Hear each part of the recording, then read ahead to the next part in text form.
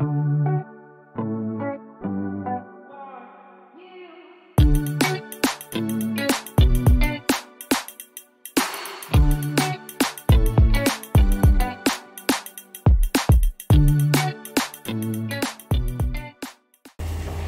pagi anak-anak semua. Pagi, Bu. Ya, bagaimana kabar kalian pada hari ini? Baik, Bu. Ya, puji Tuhan semuanya baik. Berarti kita siap untuk mengikuti pembelajaran pada hari ini. Sebelum kita memulai pembelajaran, alangkah baiknya jika kita berdoa terlebih dahulu agar apa yang kita pelajari itu dapat menjadi manfaat bagi kita. Silakan Nabila dipimpin teman-temannya. Baik, Bu. Baiklah teman-teman, sebelum kita memulai pelajaran pada pagi hari ini, marilah kita berdoa menurut kepercayaan masing-masing. Berdoa mulai. Berdoa selesai. Ya, terima kasih Nabila. Itu bangku kosong tidak hadir, bangkunya Cynthia. Ada yang tahu Cynthia kemana? Izin dijawab Ibu. Iya. Cynthia sakit, surat izinnya ada di meja Ibu. Oh ya, Ibu lihat dulu ya. Oh iya, Cynthia sakit ya. Kita doakan agar Cynthia cepat sembuh dan dapat berkumpul bersama kita untuk melakukan pembelajaran. Amin. Ya, pada hari ini Ibu akan menunjukkan sebuah gambar. Kalian silakan diamati gambarnya. Ada yang tahu ini gambar apa? Saya Bu. Iya, Fitri. Itu adalah gambar perubahan yang dialami oleh manusia dari kecil menjadi besar. Iya, ada perubahan yang dialami. Kalau ini menunjukkan fase apa? Saya, Bu. Iya, Nabila. Gambar yang Ibu tunjuk menunjukkan fase bayi. Iya, benar. Kalau yang ini? Saya Bu. Iya, Mary. Fase anak-anak. Iya, baik. Kalau yang ini? Saya Ibu. Iya, Rizka. Fase dewasa Ibu. Iya, benar. Kalau yang ini? Saya Bu. Iya, tadi. Itu lansia Bu. Iya, baik. Benar semua ya jawabannya. Terima kasih karena kalian telah menjawab fase-fase yang ada di dalam kehidupan manusia. Sekarang Ibu akan bertanya, pada saat ini apakah kalian terdapat pada fase yang digambar ini? Iya, Nabila. Menurut pendapat saya tidak ada, Bu. Tidak ada ya. Bukan yang ini. Bukan, Bu. Itu masih fase sudah dewasa. Sudah dewasa. Kalau yang ini? Itu fase anak-anak, Bu. Kalau begitu kalian termasuk ke dalam fase apa? Jadi kami ini termasuk masih fase remaja. Fase remaja. Iya, benar ya. Kalian termasuk ke dalam fase ya, remaja. Ya, sekarang kalian amati pada fase kalian ini ya, fase remaja. Pada fase kalian ini ke fase selanjutnya, apakah terdapat perubahan? Saya Bu. Iya, Desma silahkan. Ada Bu. Ya, apa? Tubuhnya lebih menjadi tinggi. Iya, ada pertumbuhan tinggi ya. Itu menandakan bahwa manusia itu tumbuh.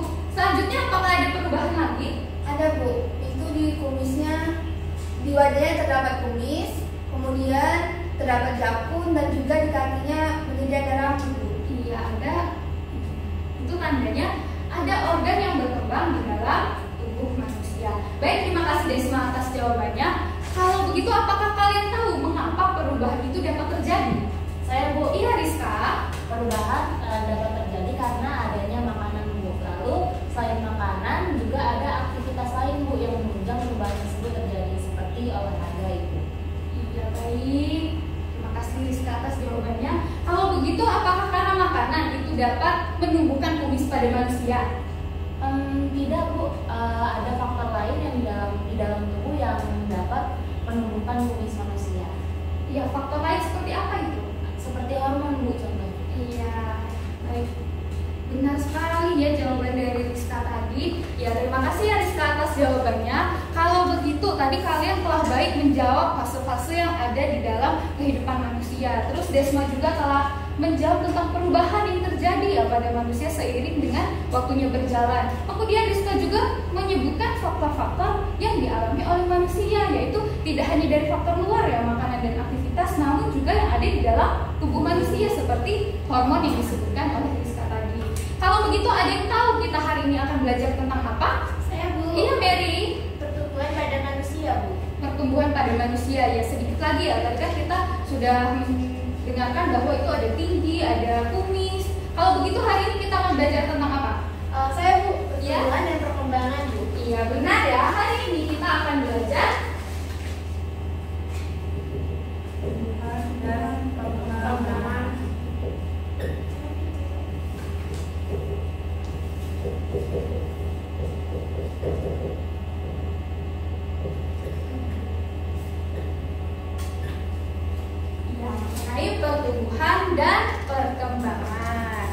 Ya, tujuan pembelajaran kita pada hari ini adalah melalui diskusi kelompok, kalian dapat menguraikan faktor internal dan juga faktor eksternal yang mempengaruhi pertumbuhan dan perkembangan manusia.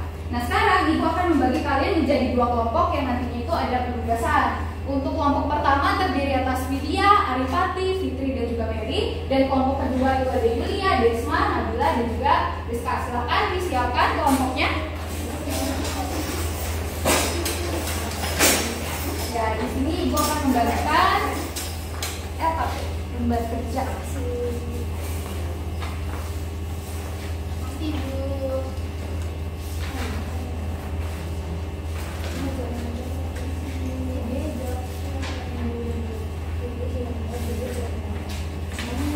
Baik, kalau diperhatikan, sebelum kalian mengerjakan lembar kerja ini, silakan buka bagian petunjuk pengerjaan.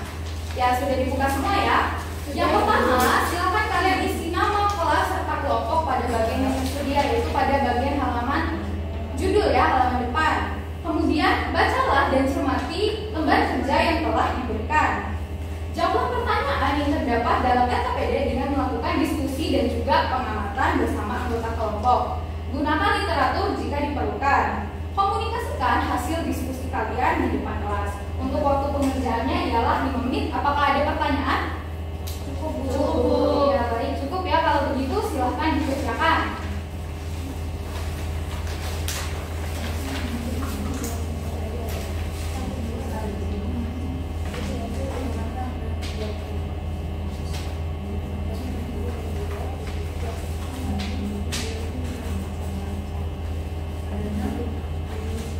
Ya, waktu kalian tinggal 2 menit lagi. Silahkan kerjakan lembar kerjanya dengan bersungguh-sungguh.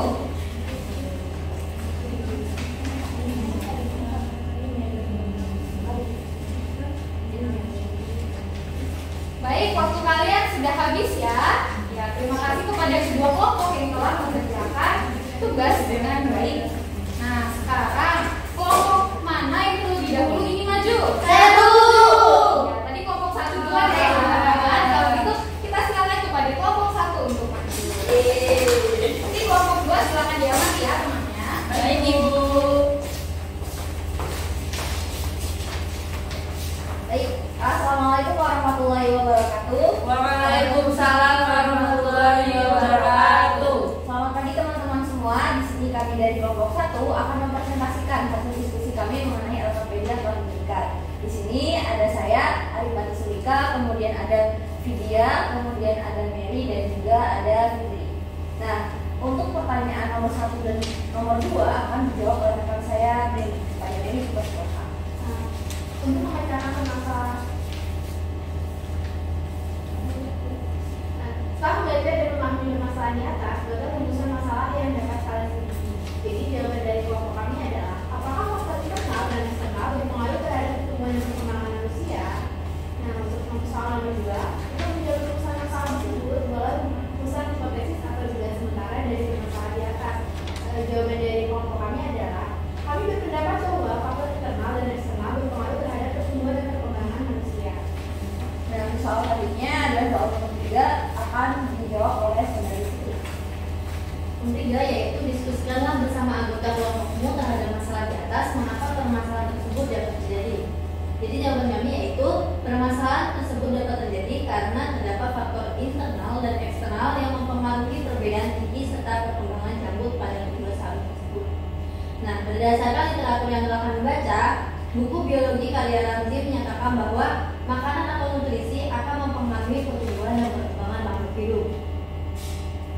Gilang menyatakan bahwa dirinya gemar minum susu, makan ikan dan sayuran yang mana makanan tersebut mengandung kalsium yang baik untuk pertumbuhan tulang. Maka dari itu, Gilang memiliki tinggi yang lebih dari Irfan. Kemudian, aktivitas tubuh juga mempengaruhi metabolisme di dalam tubuh untuk pertumbuhan. Dan terakhir, kemudian kami berpendapat bahwa janggut yang berkembang dipengaruhi oleh faktor di dalam tubuh, yaitu hormon. Hormon mempengaruhi rambut-rambut yang tumbuh tidak terkecuali di wajah. Nah, untuk pertanyaan yang keempat itu adalah membuat kesimpulan dari penelitian yang telah dilakukan. Nah, jadi kami menyimpulkan bahwasanya faktor internal dan eksternal itu berpengaruh terhadap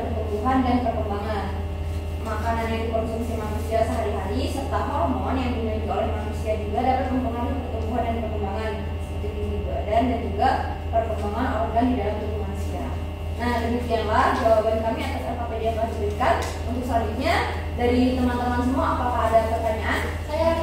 Oh iya, silakan saudari Yulia. Oke, baik. Saya Yulia Mayati sebagai perwakilan dari kelompok saya akan bertanya, apakah makanan hanya akan mempengaruhi pertumbuhan saja, dan apakah bisa makanan mempengaruhi perkembangan juga? Terima kasih, Arita. Baik, terima kasih atas pertanyaannya saudari Yulia. Untuk selanjutnya akan dijawab oleh rekan saya Vidya. Pada Vidya dipersilakan. Terima kasih Yulia atas pertanyaannya. Jawaban dari kelompok kami, makanan dapat mempengaruhi perkembangan manusia juga. Makanan yang dikonsumsi dengan kandungan gizi yang sesuai akan membantu tubuh memproduksi energi terbentuknya sel-sel tubuh yang kemudian akan memicu berkembangnya organ-organ dalam tubuh manusia. Ya, apakah cukup? Cukup. Untuk selanjutnya, apakah teman-teman lain masih ada pertanyaan?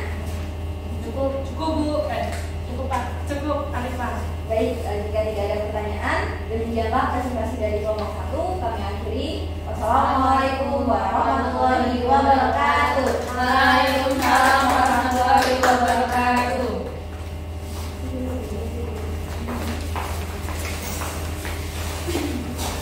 Ya, baik sekali ya. Terima kasih kepada anak-anak sekalian yang telah melakukan diskusi dengan sangat baik, kepada kelompok 1 yang telah memaparkan hasil diskusinya, dan juga kelompok 2 yang telah mendengarkan presentasi dari teman-temannya. Ya, sebelum itu kita tunggu dulu SOP-nya.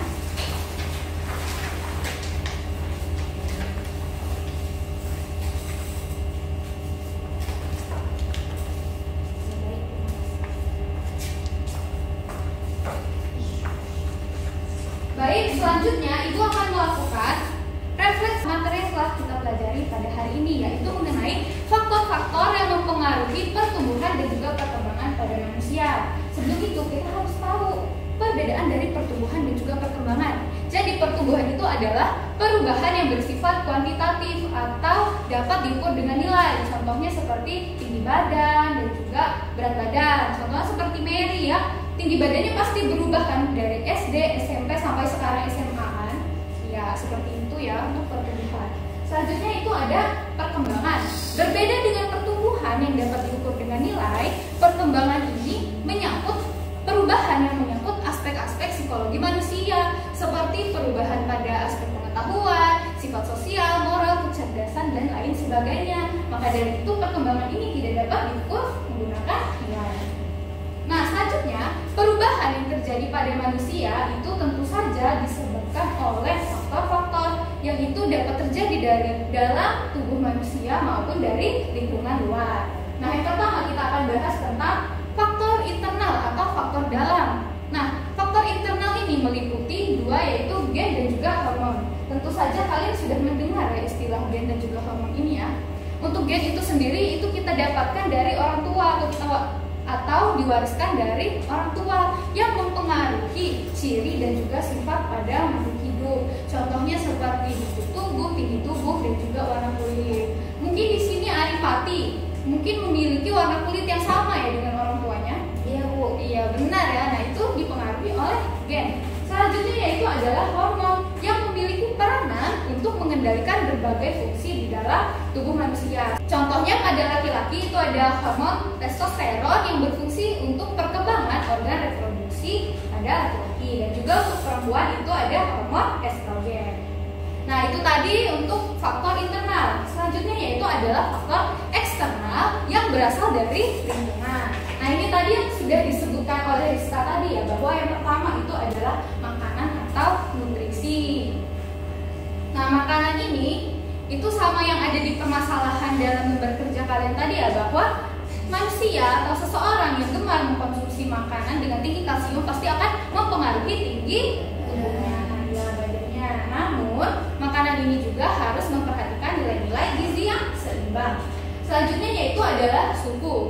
Nah, pada suhu yang optimum manusia ini dapat tumbuh dan juga berkembang biak. Nah, untuk suhu optimum atau suhu normal manusia itu sendiri ialah 37 derajat Celcius. Nah, untuk faktor eksternal yang selanjutnya itu adalah air dan juga kelembapan. Nah, faktor ini sangat penting karena menjadi tempat berlangsungnya reaksi-reaksi kimia di dalam tubuh manusia. Nah, untuk faktor selanjutnya itu ada aktivitas tubuh ya atau olahraga, tadi sudah disebutkan juga.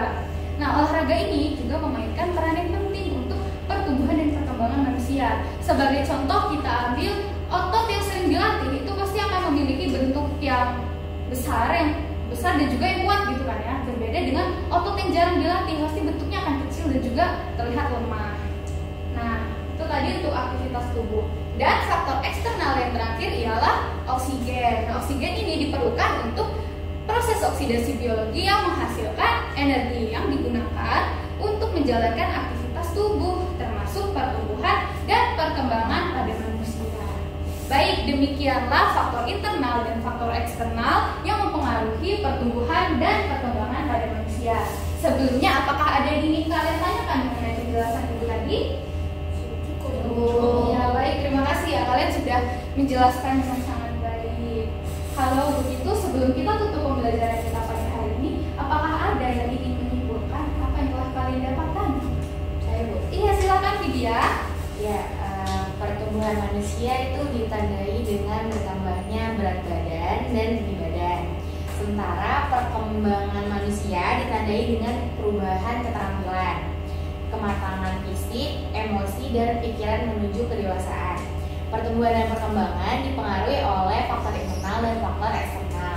Faktor internal tersebut ialah gen dan hormon. Sementara untuk faktor eksternal terdiri atas makanan, aktivitas tubuh, air, suhu, serta oksigen. Iya, terima kasih ya Vidya atas kesimpulannya. Ya, baik. Baik, kalau tidak ada yang ditanyakan, Ibu akan memberikan tugas untuk minggu depan ya. Silakan kalian secara berkelompok seperti ini saja, itu membuat infografis mengenai perbedaan antara pertumbuhan dan juga perkembangan yang dialami oleh tumbuhan. Ya, untuk tugas minggu depan, apakah ada yang ingin ditanyakan? Sudah cukup. Ya, cukup ya. Baik, kalian sudah pintar-pintar semua ya pada hari ini. Ya, sebelum kita menutup pembelajaran kita pada hari ini, alangkah baiknya kita tutup juga dengan doa. Silakan Nabila dipimpin teman-temannya. Baiklah teman-teman, untuk mengakhiri pelajaran pada pagi hari ini, marilah kita berdoa supaya apa yang Ibu Marica sampaikan bisa terserap di otak kita dan bisa bermanfaat. Berdoa menurut kepercayaan masing-masing dimulai. Berdoa selesai. Ya, baik, terima kasih. Terima kasih anak-anak pada hari ini. Ibu akhiri. Selamat pagi semuanya.